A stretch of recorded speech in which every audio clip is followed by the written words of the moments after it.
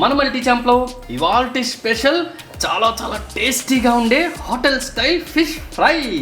అయితే ఈ ఫిష్ ఫ్రైని చాలా ఈజీగా చిన్న చిన్న చిట్కాలు యూస్ చేసి ఎంతో టేస్టీగా ఎలా తయారు చేసుకోవాలో చూసేద్దామా?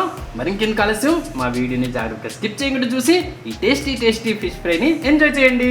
ఇంకెందుకు ఆలస్యం, లెట్స్ స్టార్ట్. ముందుగా ఈ చేపల ఫ్రై కోసం నేను ఇక్కడైతే 5 పీసెస్ తీసుకున్నాను. చూడండి, 5 ముక్కల వరకు ఇలా తీసుకున్నాను. చూసారా, చక్కగా బాగా ఉప్పుతో శుభ్రం చేసేసుకోండి. ఉప్పు నిమ్మరసం వేసి శుభ్రం చేసుకుంటే మనకి ఏంటంటే దీంట్లో నీచు వాసన అంటూ ఉండదు. ఓకే, ఇప్పుడు ఇందులో 1/2 టీ స్పూన్ వరకు పసుపు, 1 టీ స్పూన్ వరకు కారం, ఒకవేళ ఎక్కువగా కావాలంటే కనుక ఇంకొంచెం కారం వేసుకోవచ్చు. 1/2 టీ స్పూన్ వరకు ధనియాల పొడి, 1/2 టీ స్పూన్ వరకు రోస్టెడ్ జీలకర్ర పొడి, 2 చిటికెళ్ళ గరం మసాలా, 1 టీ స్పూన్ వరకు ఫిష్ ఫ్రై మసాలా.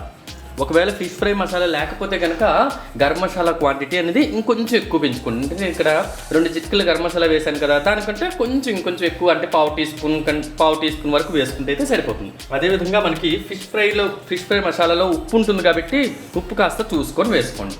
కాస్తంత ఉప్పు చెప్పాను కదా, చూసుకొని కాస్త వేసుకోవాలి.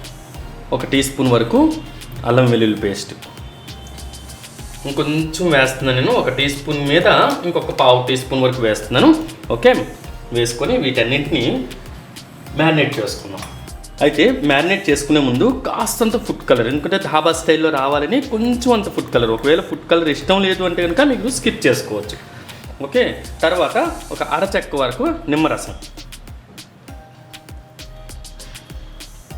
ఇలా స్క్వీజ్ చేసేసుకున్నాం కదా. ఇప్పుడు ముక్కలన్నిటికీ చక్కగా పట్టించుకోండి. చూసారు కదా ఫ్రెండ్స్, మొత్తం ఈ ఫిష్కి చక్కగా పట్టించుకున్నాం, చేప ముక్కలన్నిటికీ.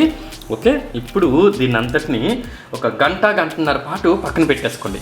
ఇంకా ఎక్కువ టైం అయినా సరే చాలా బాగుంటుందండి. అంటే ఎంతసేపు మ్యారినేషన్ ఉంచుతుంటే మన ఫిష్ ఫ్రై అనేది అంత టేస్టీగా ఉంటుంది. కాబట్టి నేనైతే 1 to 1.5 అవర్ వరకు పక్కన పెట్టుకుంటాను. చూసారు కదా, 1.5 అవర్ పాటు మ్యారినేట్ చేసుకున్నాను. చక్కగా మ్యారినేట్ అయింది.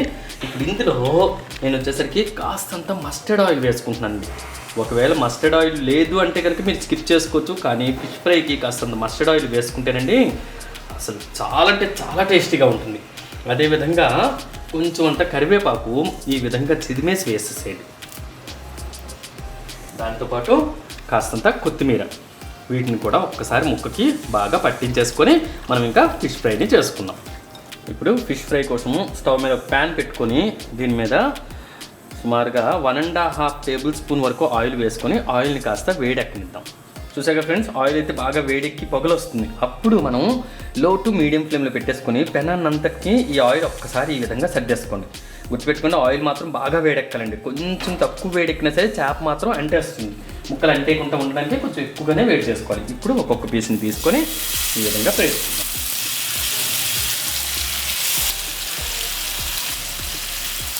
ఇప్పుడు మనకి మిగిలిన మసాలా ఉంటుంది కదా, ఆ మసాలాని చేప ముక్కల మీదకి ఈ విధంగా స్ప్రెడ్ చేసేసుకోండి.